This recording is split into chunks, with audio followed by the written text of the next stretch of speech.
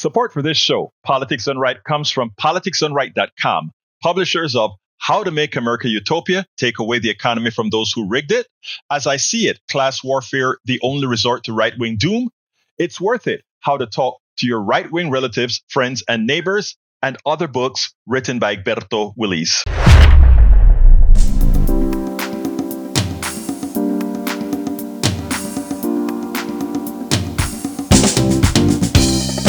Welcome to Politics Done Right.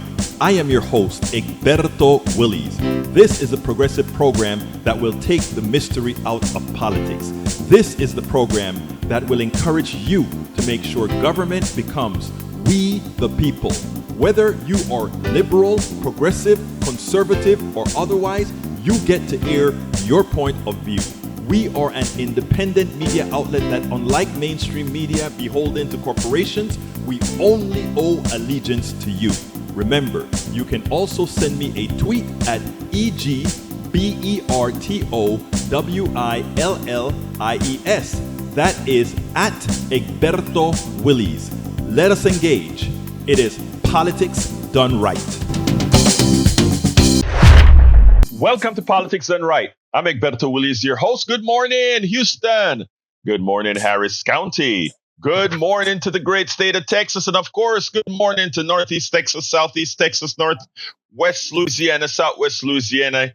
Good morning to every nook and cranny receiving our 100,000 watt transmitters signal in those boxes known as FM radio. Good morning to the rest of the world who listens to us via the magic of the newest technologies in the form of the internet. Well, you know, the internet isn't all that new. It came from ARPANET, developed by whom again? El gobierno, the government, you know. So think about all those people that are making billions of dollars off of the internet who now don't want to pay taxes, who constantly claim things like, we don't want the government involved. Well, folks, our government is we, the people of the United States. We, the people of the United States, created the space program. We, the people of the United States, created all these great educational centers, universities, etc. We, the people, created it. We, the people, use the intellect, the collective intellect of all Americans to build and build.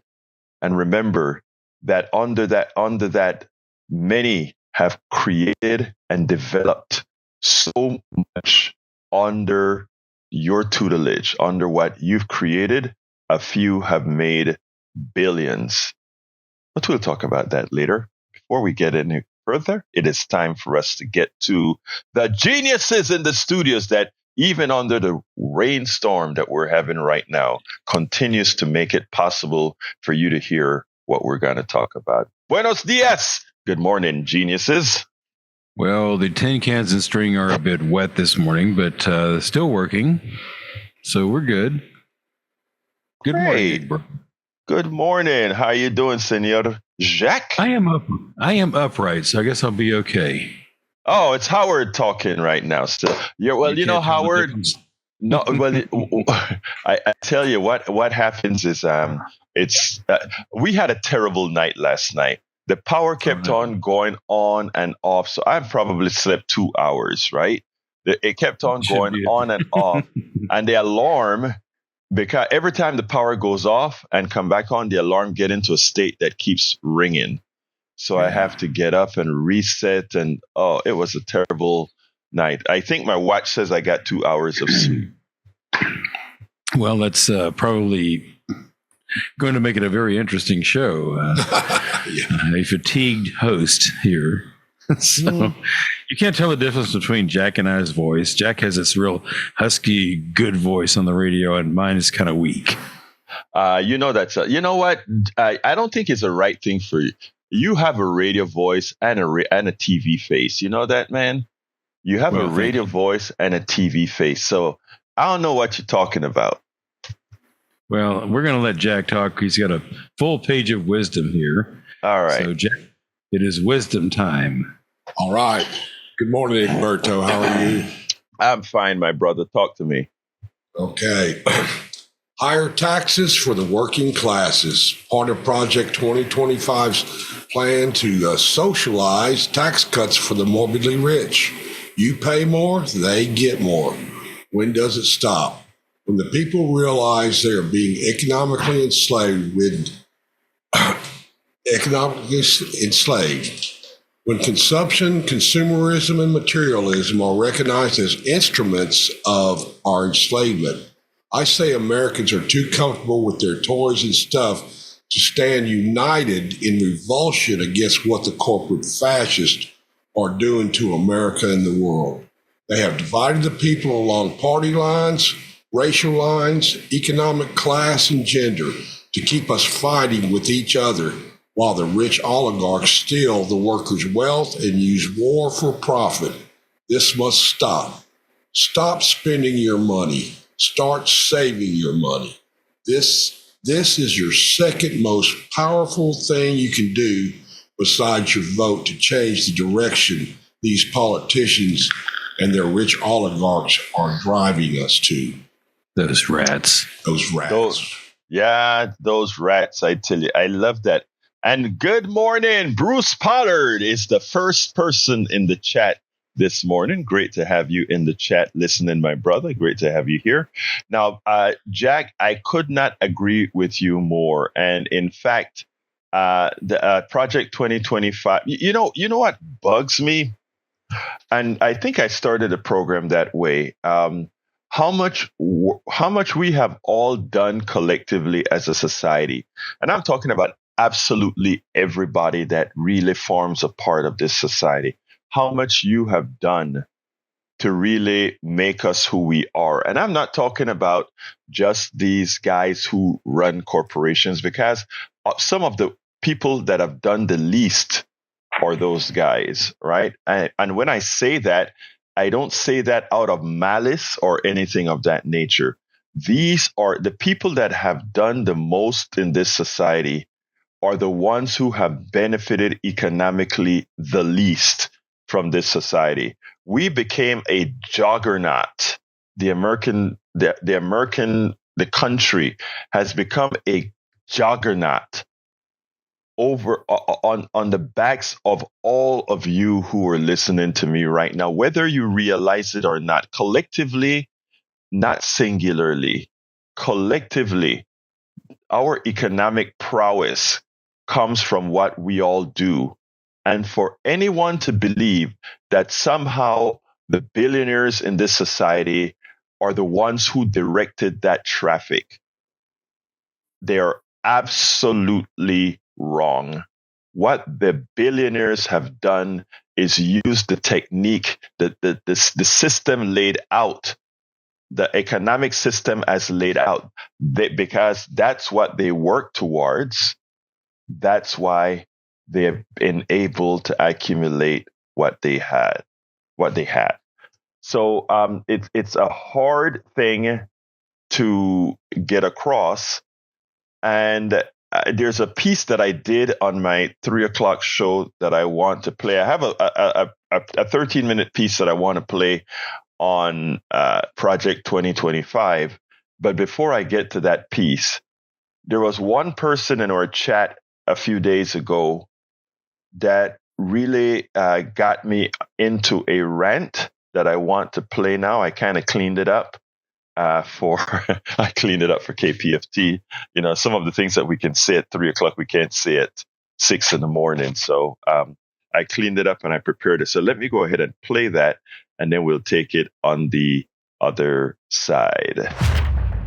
Brian, I want to do this respectfully, but I want to show how the Powell memo, how the indoctrination in America from birth has created an enslaved mind. Listen to this. Brian says, I want you guys to walk this street with me. It's the wealthy who put their capital and future at risk. I once told you that this economic system doesn't care about humanity. It only cares about capital. But worse, it has the humans that are the slaves within the system, the workers. It makes them also look at capital as having more importance. How do I know that? Because listen to Brother Brian, I want to deconstruct that. It's the wealthy who put their capital and future at risk. And then he says, workers just have to go get a job. Let's deconstruct this. What is your life worth? Is it worth money? Is it worth anything? Because the guys who build the skyscrapers in downtown Houston, in downtown New York, in downtown California, they risk their lives when they're on those scaffolds, when they're on those things building. They're risking their lives for a building they likely cannot go into. They're risking their lives for a skyscraper they probably can't go into.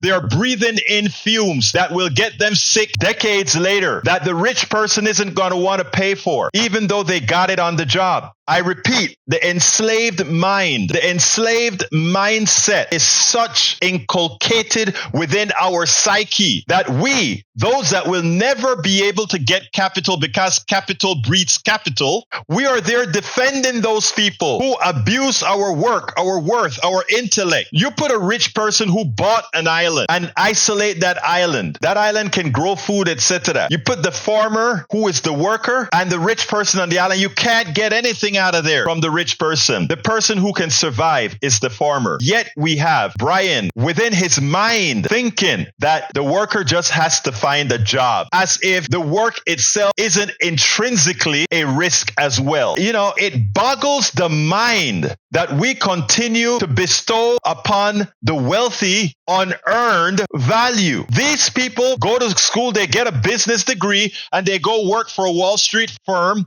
where they trade paper, stocks. They didn't create anything. They didn't have the intellect to create anything of value. Yet you revere them. You may be out there sweeping floors. You may be out there doing welding. You may be out there doing all these things while that person just went to business school, started trading stocks, and owns you. Because when they decide that metal corporation no longer produces what it is, they break it up into pieces and sell it as pieces of paper. They don't even know what it looks like on the inside, but they sell you like a slave, and you continue to support policies where you give these guys, you know, back in Panama now, we have a lot of these memes on things where they put you have a mind, you have your head, and within that head, they put a chain. The enslaved mind is worse than enslaved bodies. It's the same thing that pastors know, right? Pastors know something very important. When you go to the church the first time, I'm talking these evangelical churches, they don't ask you for anything. They don't ask you for money. They shower you with stuff, and they start to work on your mind. And as they work on your mind, they teach you about tithing, and they teach you about all these things that Jesus tells you should be doing within for the church. I'm not talking about the good deeds now, doing within the church. And then by the end, they don't care that you don't give an offering every Sunday, because by the end, they know that they will have your mind. And if they have your mind, right, what it says is that they have everything that you own. And again, I can't force you to understand, Brother Brian H. So when you say, stop telling me I am wrong, you're absolutely wrong. And I've explained why you're wrong. Whenever you go to work, you're risking your body. Whenever that person risks capital, if you think risking capital is more important than risking the body, that means you care more about capital than humanity. I've explained it. If you don't understand that, my brother, if you don't understand that, it's not I trade my effort and time for currency. You see again? That's an enslaved mind. I trade my time and currency. It's not an even swap. It's not an even swap. As you continue to think that, then that is the reason why society is hard to change, because we have to change people one person at a time to remove that chain from the mind. To remove that chain from the mind. The number is 713-526-5738. Again, the number is 713-526-5738. We have Bruce Pollard in the chat, Eric Hayes in the chat, Melanie Keelan from Barcelona, Spain in the chat. So we have Kingwood, Atascocita, and Barcelona, Spain well represented in the chat. Eric Hayes says, yes, jobs are to be found. The trader that gets to good education uses stock wealth to what? Pay off their loans, etc. Progressive thought is give education paid by taxpayer. I don't know where you came up with that statement. That's an incoherent statement, my dear brother. No. First of all, Yes, that person got an education. That person who welds got an education as well. He got an education on how to weld, and he creates structures with his welding, with his access to that kind of work. But you know what? That is what you were taught to believe, that somehow that guy who's in an office shuffling paper has more value than that person who is welding the beams that hold up the bridge that you're going to go over every single day. If you called and got dropped, please call back, my friend. Now, so I want you guys to really think about worth. I always talk about your intrinsic worth. From birth, we have been brainwashed into thinking that our worth is less than those that we are designed to perceive as having more value. Yet when you look at the reality of survival, what is required for one to survive, you would notice rather quickly that the persons that we give the least worth to in America are the people we most depend on for our own survival. And if you doubt that, I want one to remember the pandemic. Our survival depended on those workers we called essential workers. They were the ones who made our society function. Everybody else was able to stay home for an extended period of time as the essential workers went to work. And these are the people that didn't receive the massive pays, sans doctors and nurses, of course, another group of very essential workers. But we understood in the pandemic the folks that really allowed us to survive when so many others were able to stay home. Johnny, come on in. Line 1, folks, the telephone number is 713-526-5738. Again, that number is 713-526-5738. Johnny, speak to me, my dear brother. And you score an 11 right there for what you just said. And let me dovetail something with Brother Magic Jack. Here's an example, another example of the goodies that he was referring to. Nancy Pelosi, because she is in a state of denial, that is part of it. That she does not want to give up her $10,000 freezer and her expensive chocolates and her foreign imported sweater that she has tied around her front neck. That's what she does not want to give up. That's part of it. But the other part that has equal weight in her mind is the fact that she's in a state of denial about her mortality. That's why she would not give up her position in Congress. She stepped down from her authority leadership, but she's still in Congress. It's human nature. For example, I have a birthday coming up, and on my driver's license, I have a motorcycle endorsement. I haven't driven my motorcycle since I don't know when because of my carpal tunnel kicks in, so I can't safely operate that thing. But when I renew my license, I'm going to pay that extra amount of money to keep the CM instead of just the C. Why? Because I, too, on some level, operate with this denial of my mortality, of younger years. People, lots of guys in their 40s and 50s, they buy a sports car or they don't want to give up their motorcycle. We're all human. We're all time travelers, left and right, independent. We're all time travelers. And one last note. Let me warn you guys. I was supposed to get my renewal notice in the mail for my driver's license, and it didn't come. And I think that's on purpose because they know that if they get enough libs who can't show a valid current driver's license, guess what? You don't get to vote 3 months from now.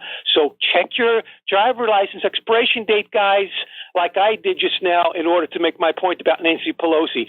Thank you guys for doing that because I was days away from not being able to have a valid driver's license. It's always something, ain't it? It never stops. And we got to be pit bulls too. They're pit bulls. They don't let go. We don't let go. Thank you very much, Johnny. You're absolutely right. We never let go. The fight always continues for good. The fight must always continue for good. Thank you, brother. Go ahead, Jane. Go ahead. You just reminded me one more thing. Yesterday, when I was saying that I feel sorry for Hey Joe, where you going with that rhetorical gun in your hand, that I said he was drowning in his own hate, I feel sorry for him. One important thing I forgot to put down there, an image, is that he's drowning in the water, he's treading water, and we throw out the rhetorical, what's that called, life vest or whatever, the round circle that floats. What do you call it? Yeah. The ring. Right. Knowledge, information, and stuff. And he refuses to grab onto it because he'd rather tread water instead of saving his ass. So there's that. Thank you, Johnny. Let me tell you, folks, we have to, when I talk about the enslaved mind, right? It's not, I don't want folks to take that as an insult. I don't want folks to take that as a talk down to. I want folks to take that as an observation. I had an enslaved mind in many ways. And it wasn't until I went to a seminar given by economics professor Richard Wolff, when I opened my eyes to what our economic system really was and how it actually functions. I'm talking about mechanically function, not the esoteric stuff you hear about it in propaganda on CNBC or anything like that. When I understood the callousness of it, and then after working with Dr. Wolff, etc., and going into several meetings where we had progressives and conservatives and moderate, and just listening to the thought process. When you go into one of these meetings with folks from the Chamber of Commerce, etc., for every law that's passed or everything that's done, the first question that is ever asked is, how does that affect business? How does that affect business? It's never, the first question is never, how does that affect humanity? How does that affect the quality of the lives of our citizens? How does that affect these things?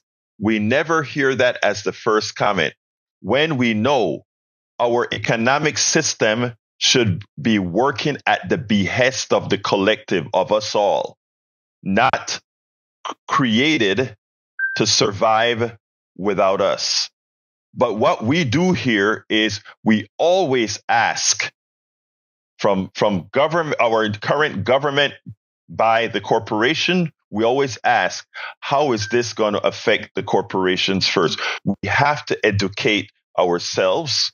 We have to understand that we are already empowered to make a system that supports us all. Donald, come on in. Line 2, folks, the telephone number is 713-526-5738. All lines are empty except for Brother Donald, who will say his piece right now. My brother Donald, talk to me. Good morning, Egberto. How are you today? I am doing fine, especially since I'm hearing your voice now, my brother. Yeah, I apologize about yesterday. Youth was not on my side, nor was my mic set up. I was going to play dueling banjos for you. That's who was going to duel with, so you could hear that ringing, and then I was going to say a few other comments. But yes, as you age, your joints do not work as good as they used to, and fluid. And people, he who hath the goal makes the rules is the problem. We're supposed to be in a democracy, but we're in a republic. But we do not have people representing us. When they started moving our retirement age up and up and up and up, that destroyed our lifestyle. And now they're starting to, I'd said up before, they're starting to tweak out and they're starting to drop out, and they're not that old. If they want you to work till you're 75, these guys are up there glitzing out at their age, and they've never done a hard day's work in their life. You cannot expect a person who does physical labor to work past about 65 at a breakneck pace. It's physically impossible. I agree with you 100%. And I think that is what, that is what, when this person that was in my chat in the 3:00 show, I think that is the reason what kind of really took a nerve, right? When I know these guys don't have you know what to do, you know what, and I can't say it on air at 6 a.m. But still, the ones that they defend are these plutocrats who are out there, and as you just said, Donald, don't do a day's work of physical labor. They're in an office. They want the coffee. They call the secretary to bring them a cup of coffee. They want their car fixed. They get a masseuse to fix the car. I mean, you have a lifestyle of people that produce nothing, who we've learned to revere, which we shouldn't. And what I'm trying to do with our shows is for us to revere us. I want us to revere the hard worker that Donald is. Donald, you get up every morning and you go to work and you created something tangible for society. I want to revere Brother Johnny. I want to revere even my brother that is in the chat right now, Eric Hayes, who's always protecting, not realizing his own value as he protects the value of these plutocrats or this economic system that has also screwed many like him. But still intrinsic within our mindset, we continue to protect those who do the least. Continue, Donald. Yeah, they've gotten rid of the retirements. They've gotten rid of everything, and they've given it all to themselves. They find that screwing other people is looked up to in America. You know, when you say... Right. Hey, Patrick, I want to talk about retirement a bit. I want to talk a little bit about retirement. There was a time when corporations were actually, they had a social construct with their employees. And we didn't have the disparity between the leaders of these companies and the average worker. And they had things called defined benefits, and they had things called retirements. But as the people who push paper got deeper into the run-ins of corporations, etc., they thought they could get very smart with you. And they were like, we don't want to have the responsibility of retirement anymore, and I would be with companies not having retirements anymore and not controlling that if we just give it to the government for something called basic income and retirement after you've worked successfully. I don't mind that. I would love to unload that from the corporations, as long as we make sure the corporations pay the taxes that everybody can have a good retirement, because we are the ones who make them happen. But anyway, they changed these things from standard retirement to 401ks, and people started to see, we've matched your 401k and all of that. And the money managers at Wall Street saw it as a double-edged winning sword, because it meant they got more money to control. So they'll make a piece of the action on your 401k. The company gets away from having to pay you retirement, because now it is the money. You have to save your own money for retirement when you can't work anymore. And, the 401k can really, for the average worker, never match what, retirements used to be. And we take it. We allow these trickery. Remember, anything the corporation does today, it's not for your benefit. It's for their benefit. So when they change retirements from retirements to 401ks, that was never to benefit you. That was to benefit the corporations. You have to remember what the new God of capitalism said. That is El Señor. Now that the name slips me, but I'll remember it as I speak. But he said that the corporation has no social responsibility. They only have a responsibility to the shareholder and the executives. That's what he said in 1972, I think it was. And they've been off the rails since.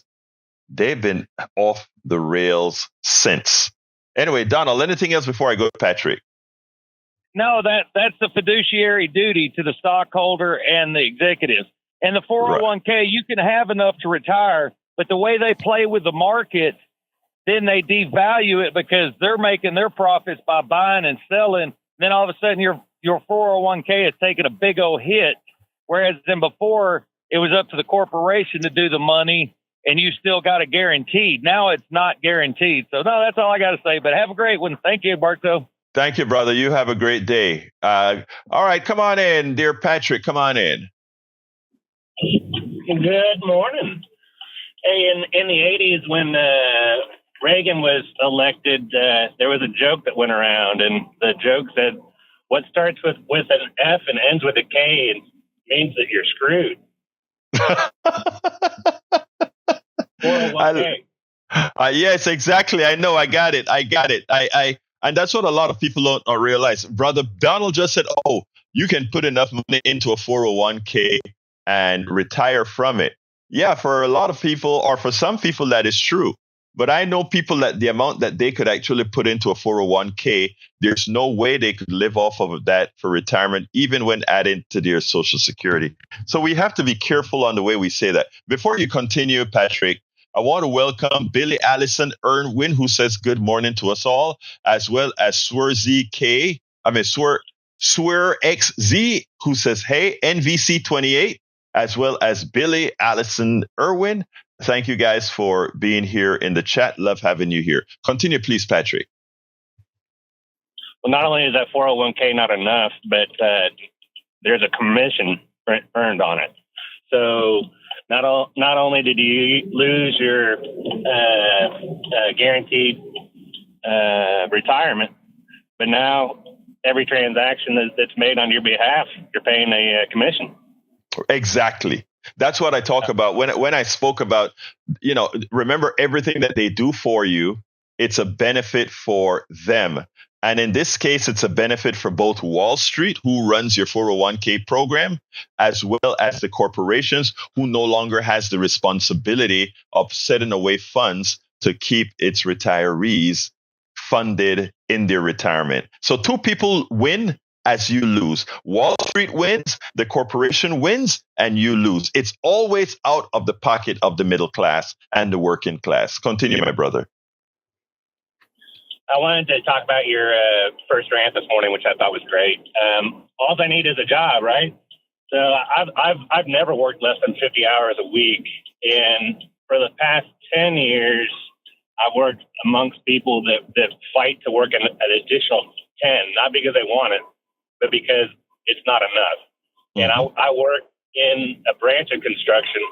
What's interesting in construction right now is the CDC says that they're being treated so poorly and have such a stressful life that they have what they're considering a epidemic of suicide.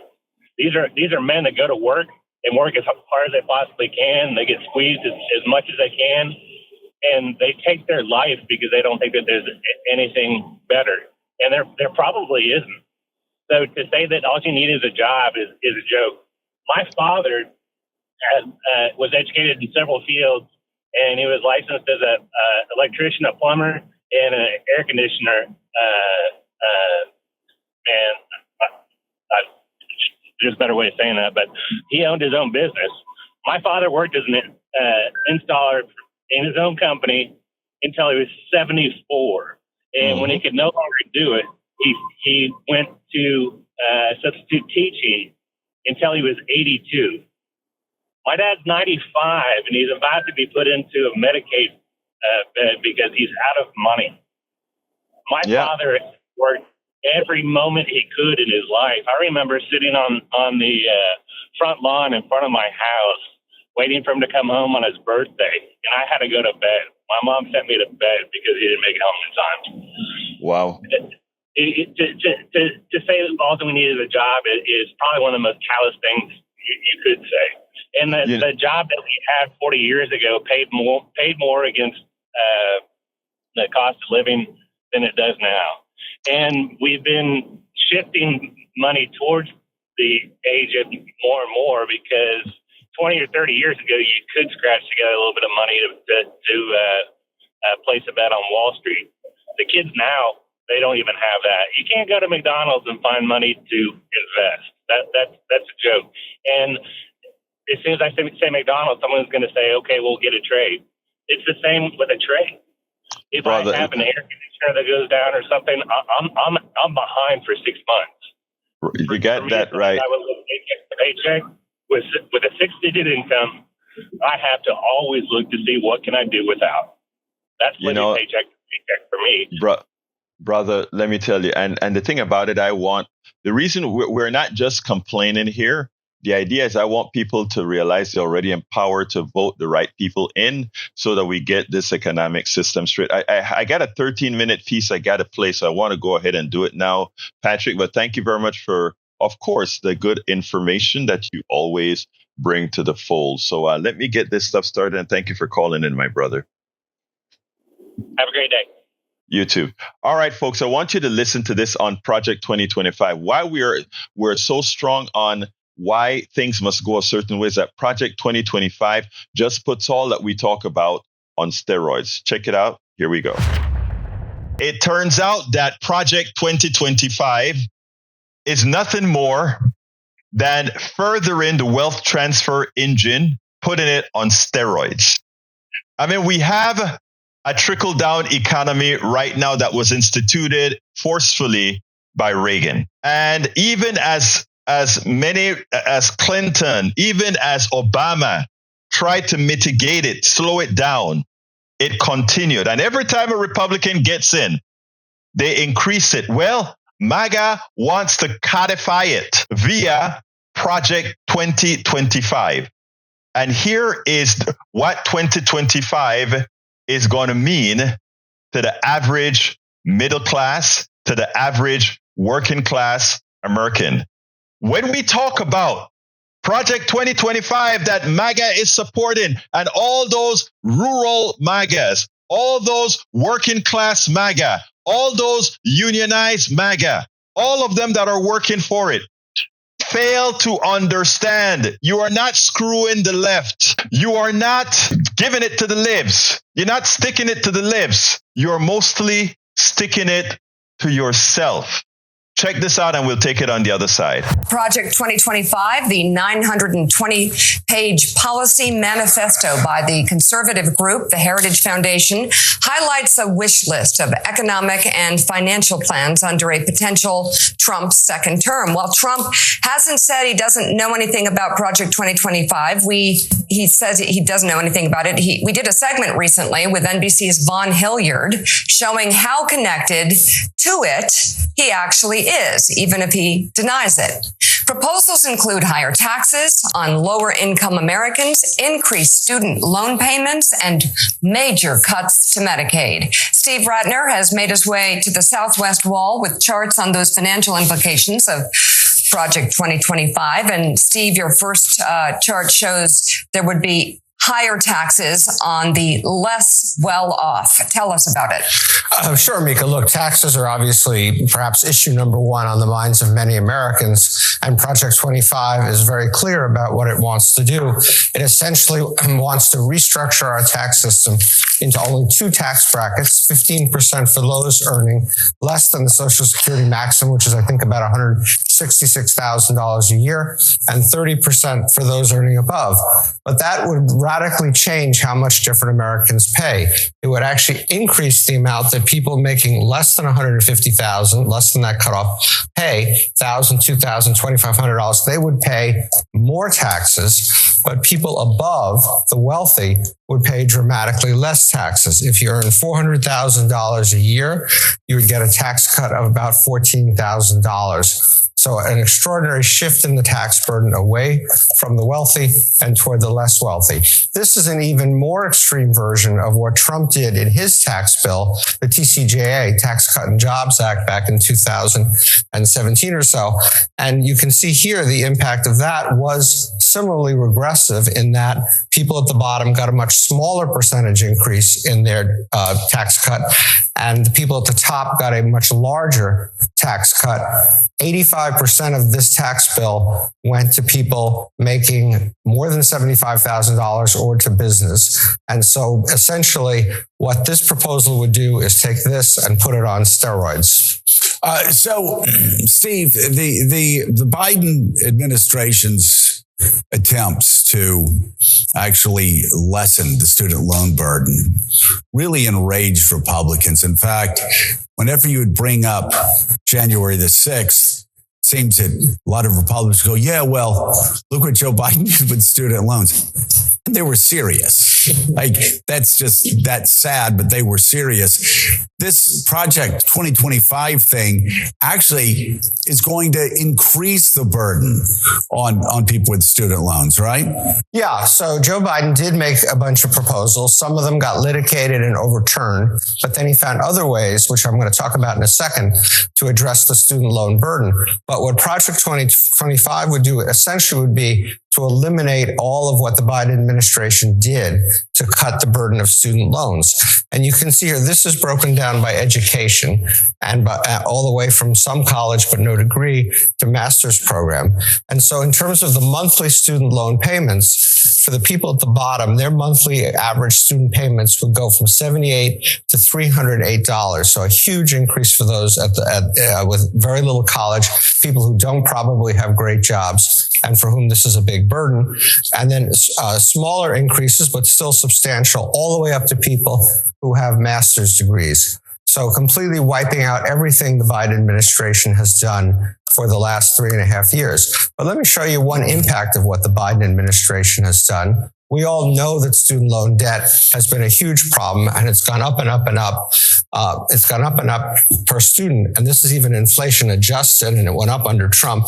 But for the first time since at least 2007, student loan debt per borrower has actually gone down for three straight years. Still really high, but you can actually see tangible progress made under the Biden administration in reducing that student loan burden. Yeah, and so we're talking about higher student loans. We're talking about higher taxes for working class Americans, and finally, let's talk about the impact that it's going to have to Medicaid. You know, there used to be this idea, Medicaid, that just goes to poor people living in urban areas. And what a lot of Americans have figured out since Medicaid cuts have come, no, that's money that actually funds rural hospitals. That's money that funds nursing homes. That's money that funds a lot of medical care, a lot of medical treatment for Americans of all demographics in all parts of America. And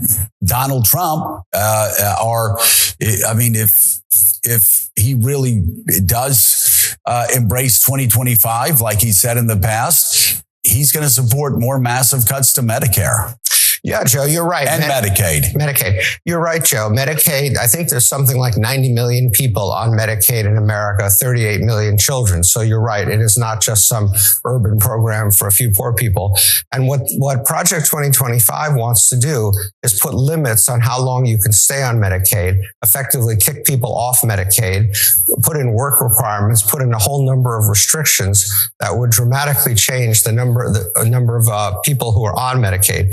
So this map shows you by color coding, the darker colors being the worst hit places, what share of enrollees could lose their Medicaid. So in Virginia, in Wisconsin, in Idaho, you could be talking about 40 to 50% of people being kicked off of Medicaid. In every state, pretty much, you can see that it's anywhere from 10% up to 40% all the way across the country.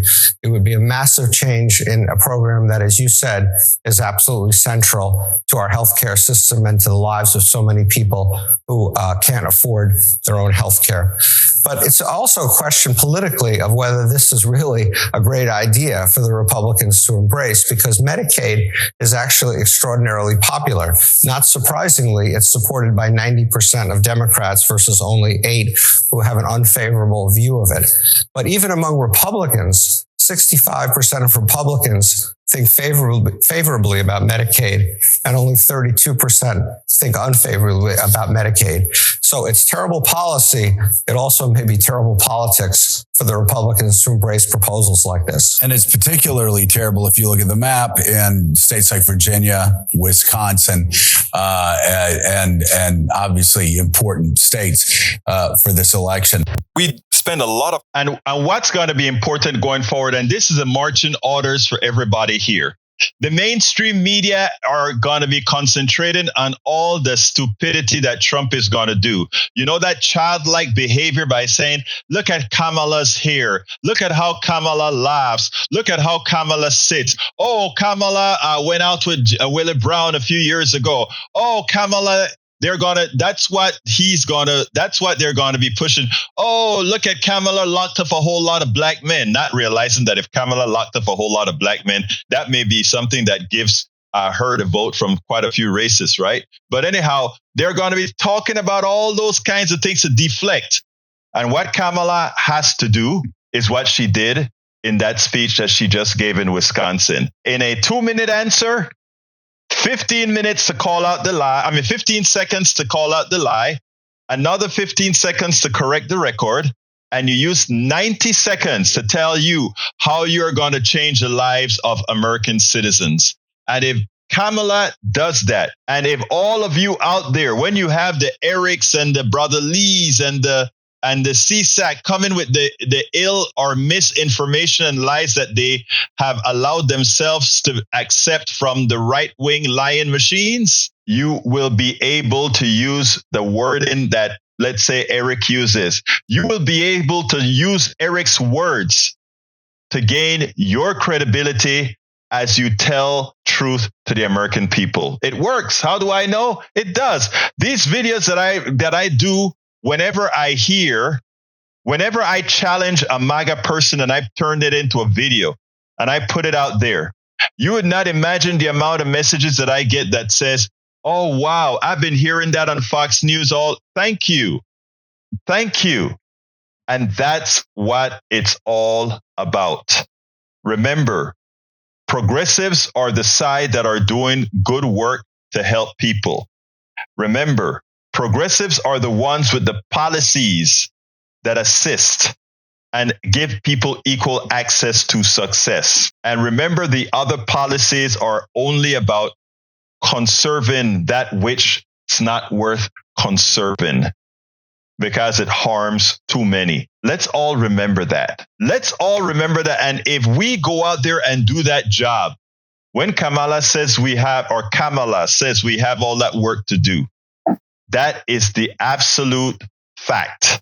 We have a lot of work to do because there's a lot of misinformation to dispel. And I'm not talking about being in a hurry to dispel the information from the Erics of the world. Eric's my friend. Eric is completely misled. Eric is completely off base. Eric is completely wrong. But if I were to use that as a reason to hate, I would have fallen into the trap set by the right, which wants dissension. I won't go there. I will continue using the lies of the right to bring more people into the fold. And it is something that one can do. I hear you, Paul.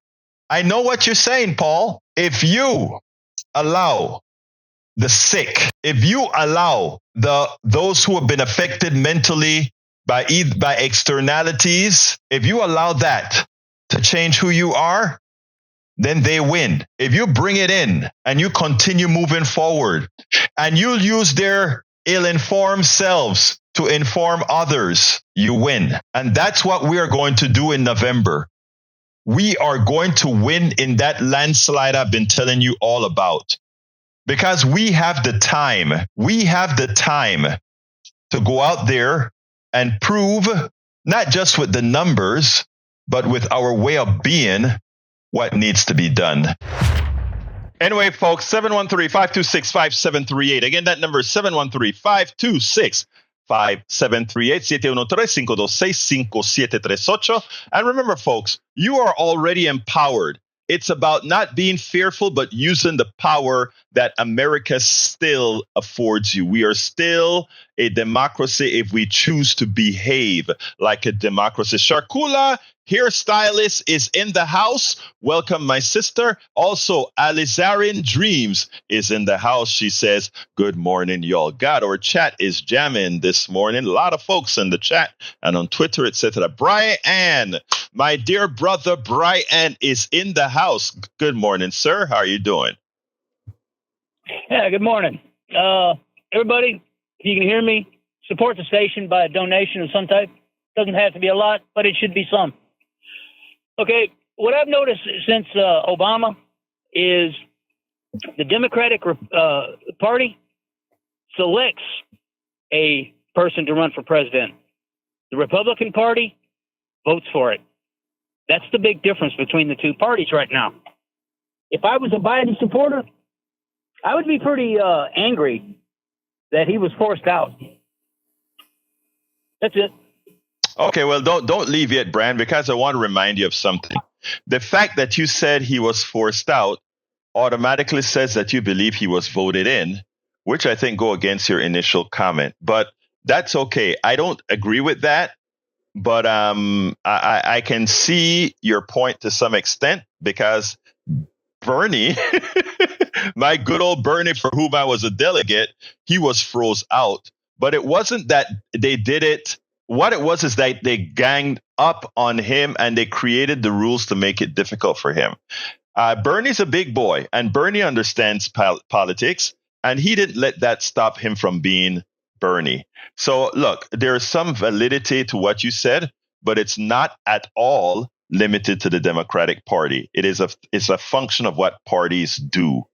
Trump froze out anybody from really of consequence from running against him. And anyone who continued to run, as Nikki Haley realized, would have been persona non grata. But thank you for your commentary, as usual, Brian. And thank you for how you always start by encouraging people to give to the station. You're a good man. Thank you, brother. Peace. Let's go to Lynette. Yeah, bye. Lynette, come on in. I just wanted to say thank you, Howard. Thank you, Jack and Egberto. That piece on Project 25 was great. 2025 was great because the opportunity zones is also one of those things that came in, I believe, under Trump. That was like on steroids. And what it did is pretty much all of the buying up of the community, so now people can't afford to buy houses. But I just want to say thank you for including economics in your conversation. Thank you for the work that you all do every single day, because it's very important. So keep doing it. Just thank you. So have a great day. I appreciate you, Lynette. You're wonderful. You have a wonderful rest of your day. All right, let's jump to Brother Harry. Come on in, my dear brother from another mother. How you doing this morning, sir? Dear brother from another mother, Egberto Willis. Good morning, Howard. Good morning, Jack. Loved your piece on Project 2025.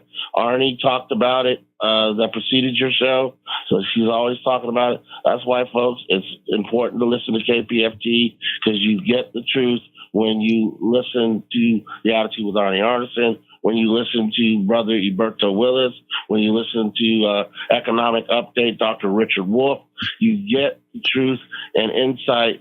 And I just wish the MAGA people would not just listen to the right-wing side. Harry, I appreciate you for saying what you're saying right now.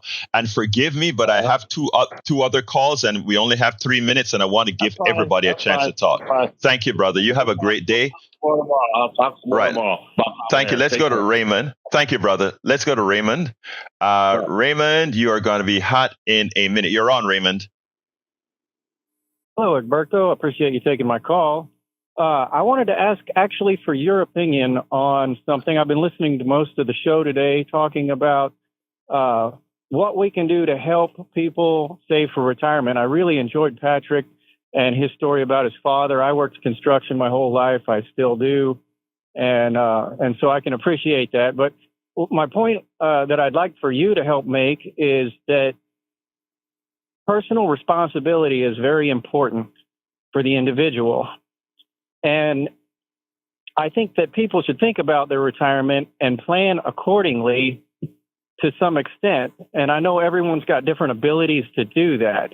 So right. My question is, what extent do you feel like personal responsibility is important towards preparing for retirement? I get your point.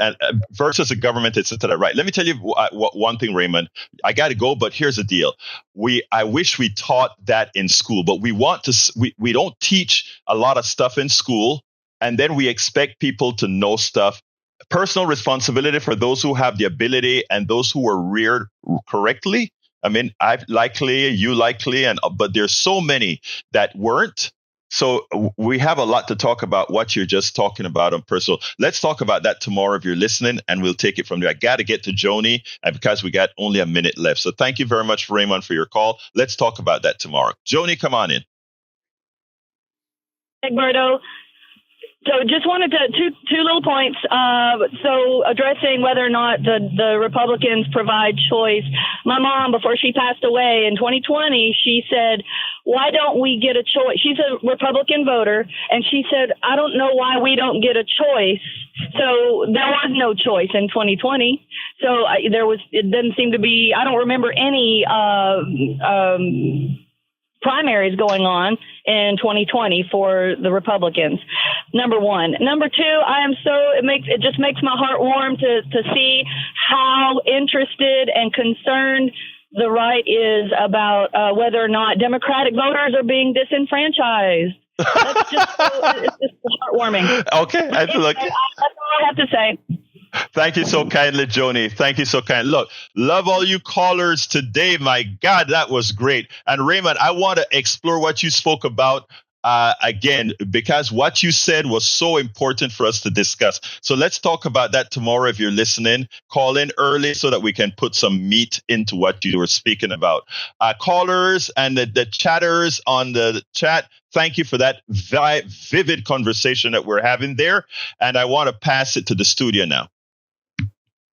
Oh, nothing from me. Very interesting show today. And Jack has something to say.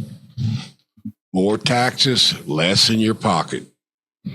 Amen. That's true. I don't know if there could be any less in my pocket as it is.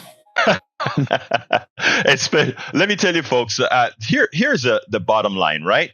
You have the power, but right now they are messing with your mind.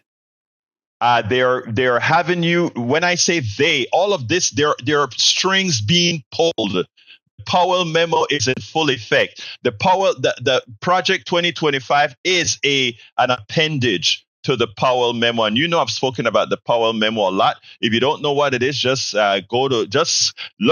scan for Powell memo or Powell manifesto. That is what we're under right now. But you are empowered, but you have to listen to the right information and you have to figure it out within your own logic. And then you will make the right choices. So I want to thank everybody that listened today. I want to thank the callers, listeners, the chatters, the messengers.